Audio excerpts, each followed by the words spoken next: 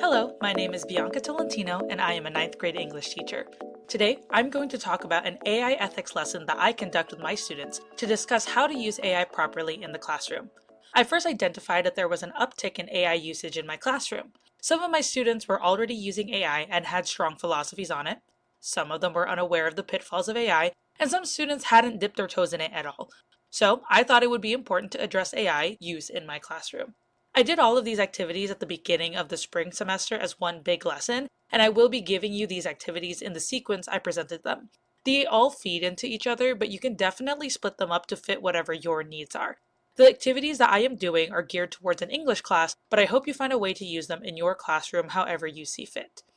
A core belief of mine is that AI is a powerful tool, but is not an all-knowing tool. AI is not going to do everything for us, and there are reasons why human intervention and thinking are necessary. Students will not know this unless we explicitly teach them about it and how to think about AI. This idea of explicit modeling and instruction of critical thinking is a core tenet in my classroom, as I believe giving ninth grade students that foundation is necessary for their success. Now, let's get into the lesson. The first activity is all about students using generative AI to create written responses to a prompt. I start students off by asking them a simple question. Why do students cheat? I joke around with them and say, of course, you would never cheat on anything. And of course, many of them giggle. It then leads to a conversation about values and priorities.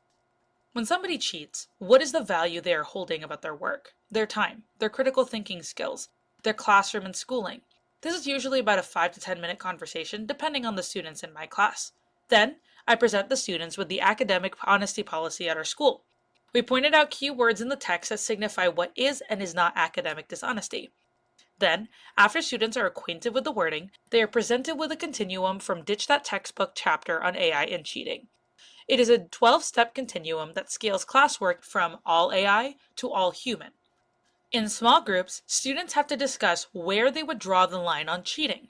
They have to use the wording that we just went over from the academic honesty policy to justify their choice. This created great conversations about what the school's policy already addresses, what the blind spots were, and what their own personal ethics were when it comes to AI use. Surprisingly, many students landed in the same area, around the middle of the continuum. We finish off the activity with my own policy for the classroom, which is that AI can be used but properly cited, and the AI can be used as support for the assignment but not create the whole thing. These closing remarks lead into the next activity. The second activity is all about grading an AI-generated response to an in-class assignment. I asked students this time around to tell me what they think AI can do. This is a quick check to see how students think about AI. After collecting their responses, I go over an infographic that teaches students how generative AI actually works.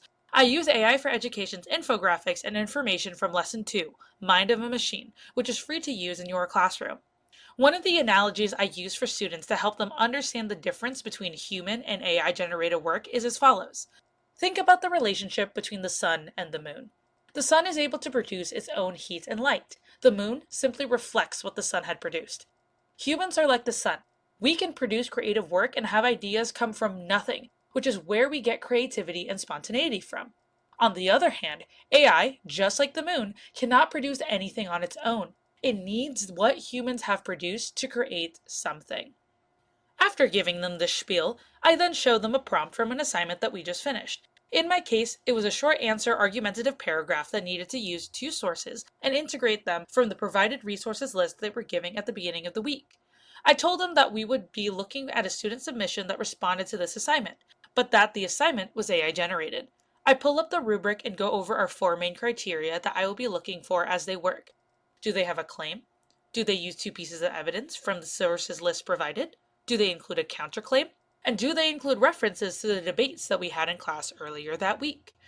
Then I present them with the student example. Huge font, fills up an entire slide, and kids are first shocked at the entire word wall they get slammed with. Many already say that this must be a passing grade because there is so much writing. But then we break it down by the criteria. And this is where I start inserting the pitfalls of AI. For example, did you know that if you ask AI to pick between 2 choices, it will not actually provide you with one? That's because of the liability that could be placed upon the AI for giving advice. Instead, it will have a claim that says they both have merit. Therefore, this response never included a claim. The next was evidence, and I pointed out all of the hallucinations, or fake information, that the AI had given as evidence. There were two big pitfalls here. First, AI did not use any of the sources that were provided to the students. And two, the sources that it did use to bring these things up were all fake. None of the papers it cited were real. Then, there was no counterclaim because the response never established a claim in the first place. Finally, the information that AI provided as a part of the debates, quote unquote, were never talked about. Students were shocked at how poorly the wordy, lengthy, articulate paragraphs scored on the rubric. We then circle back to the original question. Why do students use AI to cheat? And after grading this assignment, what are some of the repercussions that the cheating student receives? It's not just about the grade, but it also is about what the student loses out on. The ability to share their own point of view, the exercise of critical thinking skills, and the opportunity to learn what they actually are not doing well on and getting feedback that will help them, not a machine. I ground the students at the end by reminding them that this classroom is meant to be a place for them to experiment. If I wanted a machine to do all the work for me, there is no reason why I'm a teacher. Instead, I like knowing that the humans in my classroom are improving every day. And even if they are not where they want to be, they are working hard to get to that place.